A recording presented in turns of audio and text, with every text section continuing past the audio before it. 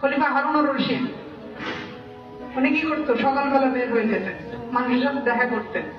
ভাই আপনার কেমন আছেন, কি করতেছেন, আপনার পরিবেশটা কেমন আছে? ওনারা চিনত না, অনেকেই চিনত না যে আপনি কে। ওনার সামনে সবকিছু বলে ফেলত। যদি ওনার কোনো অপরাধ থাকতো উনি কি করতো? সাথে সাথে এটা পরিপূর্ণ নিয়ে নিত। খলিফা হারুনুর রশিদের কথাটা বলতে আমার একটা ঘটনা মনে আসছে। খলিফা হারুনুর রশিদের যেমন একজন পাগল ছিল, একজন কি ছিল? পাগল ছিল। খলিফা হারুনুর রশিদ কিন্তু তাকে খুব ভালোবাসতো, কারণ ভদ্রলোক ডাকতো সবসময়, আধা ঘন্টা সময় পাগলের সাথে বসত। একদিন খলিফা হারুনুর রশিদ তাকে কি করলো?